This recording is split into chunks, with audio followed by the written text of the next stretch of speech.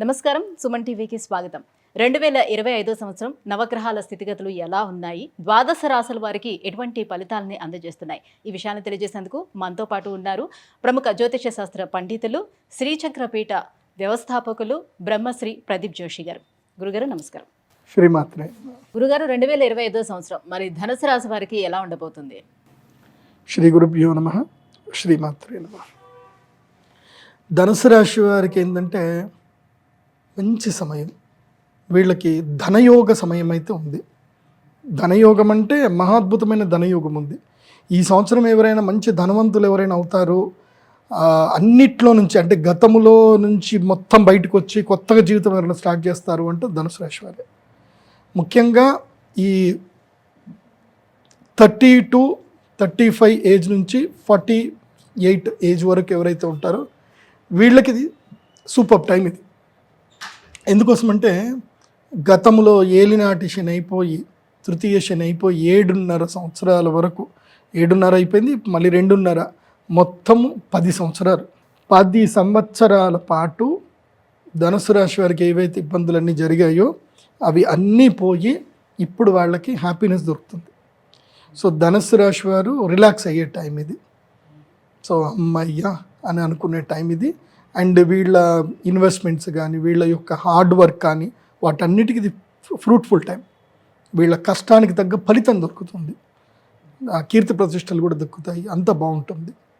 అయితే గృహత్యాగం చేయాలి, అది గుర్తుపెట్టుకోండి. అటు విదేశీ యోగం బాగా సిద్ధిస్తుంది.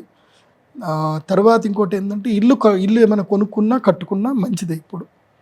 కాకపోతే ఏంటంటే ఒకటి, ఈ ఉమ్మడి కాపురంలో మాత్రం కొన్ని చిచ్చులు అవుతాయి. ధనుసు రాశిలో ఎవరైతే ఉమ్మడి కాపురంలో ఉంటారో వాళ్ళకి మాత్రం సపరేట్ కాపురం పెట్టాల్సిన పరిస్థితులు వస్తాయి. అది కూడా మంచిదే, పెద్దగా ఇబ్బంది ఏం కాదు. కొంచెం అమ్మ నాన్నకి దూరం అవ్వడము అట్లా జరుగుతుంది. అది కూడా పెద్దగా నష్టం ఏం లేదు, బట్ ఇట్స్ ఓకే. లైక్ స్థిరాస్తుల విషయంలో ఏమైనా చిక్కులు చికాకులు ఉంటాయి, వాటి అన్నిటి నుంచి వస్తాయి. అది మంచిదే, కాకపోతే వాటికి మంచి రిజల్టే వస్తుంది. కొంచెం బాధ అనిపిస్తుంది కానీ మంచి రిజల్టే వస్తుంది. దీనివల్ల పెద్ద నష్టం ఏం లేదు. వాహనాలు కొనుక్కుంటారు, స్థిరాస్తులు కొనుక్కుంటారు. కొంచెం ధనుసు రాశి వారికి మంచి సమయమే, మరి అంత అనర్థం కాదు. కాకపోతే స్టార్టప్స్ పెట్టండి, బిజినెస్ చేయండి. ధనుసు రాశి వారు చాలని ఈ శాలరీస్తో ఉంటే కనుక తప్పకుండా మీరు బిజినెస్ అయితే స్టార్ట్ చేయండి. మీకు దగ్గర డబ్బులు లేకపోయినా పానీపూరి అయినా స్టార్ట్ చేయండి. ఏదైనా సరే చిన్న బిజినెస్ అయినా పెట్టండి. పానీపూరి బిజినెస్ స్టార్ట్ చేయాలంటే 10,000 చేతిలో ఉంటే చాలు. హోటల్ ఇడ్లీ బిజినెస్ కూడా పెట్టవచ్చు. 50,000 చేతిలో ఉంటే ఇడ్లీ వ్యాపారం కూడా పెట్టవచ్చు.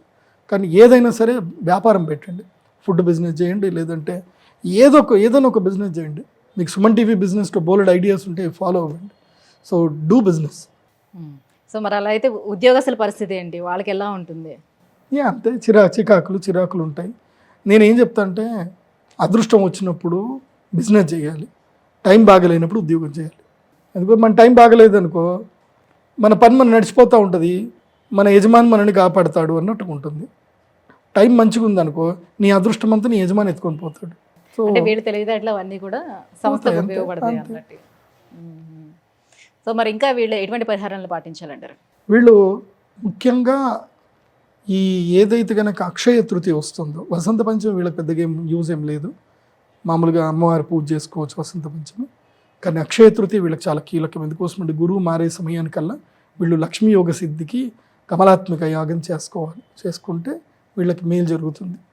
అండ్ వీళ్ళు కూడా తప్పకుండా వారాహిమాల అని ఒకటి దొరుకుతుంది. వారాహిమాలను మెడలో ధరించి ప్రతి మంగళవారము మహాగణాధిపతికి లడ్డూలు నివేదన చేస్తూ గణపతికి ప్రదక్షిణ చేస్తే మంచి జరుగుతుంది. గురుగారు, 2025 సంవత్సరం ఈ ధనుసు రాశి వారికి ఎలా ఉండబోతుంది, ఎలాంటి పరిహారాలను పాటిస్తే ఇంకా బాగుంటుంది, ఈ విషయం తెలియజేసినందుకు ధన్యవాదాలు. శ్రీమాత్రే.